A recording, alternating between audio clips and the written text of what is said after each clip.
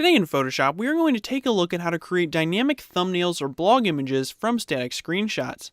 So to get started, you will first need an image or screenshot to work with. Now I have a screenshot of my After Effects window from a previous tutorial. So once you have this loaded into Photoshop, the first step is going to be to transform this image by pressing Command or Control T. Once you've done that, go ahead and right click on your image and then select Distort from the menu. Now the root of this effect is going to be simulating 3D. So grab the top right corner of your image and bring it up and inward, and then bring the bottom right corner up a bit, and bring the bottom left corner down until your image begins to look like it has a bit of depth in virtual space.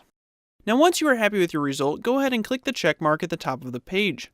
Now we can also retransform our image and right click and select Perspective, and then slightly lower the top right corner. So when you are satisfied and happy with all of your transformations, go ahead and scale your image up so that it fills the screen. So after that, it's time to simulate the depth of field for our image. Now I prefer to use the blur tools available in Photoshop CS6, but this effect can also be achieved with a simple Gaussian blur, as I will show shortly. So first select your image, and then go up to Filter, and then down to Convert for Smart Filters. Now when the dialog box comes up, go ahead and click OK. So then go back up to your Filter menu, and then down to Blur, and then select Iris Blur from that menu. So I'm going to be dragging the center of my iris blur down to the bottom left of my image, as this is where I want to draw attention. So I can then adjust the radius and shape of my blur to my liking. Now I will keep my blur amount fairly low, around 7 pixels or so that I can still see a bit of the background.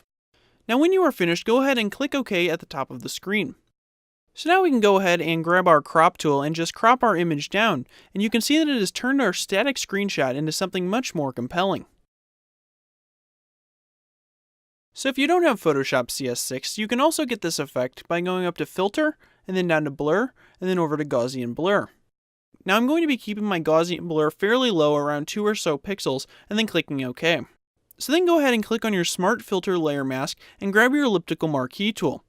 Now make a selection that is feathered by about 10 or so pixels, and fill it with black. I'm going to be filling my selection with black by pressing Alt-Delete on my keyboard to fill my selection with the foreground color. Now by going this route, you may lose out on the nice interface, but the effect is still quite similar. So there we have it. Feel free to try it yourselves on thumbnails, blog posts, and more. So as always, if you enjoyed this Photoshop tutorial, be sure to subscribe, rate, comment, and share it with your friends.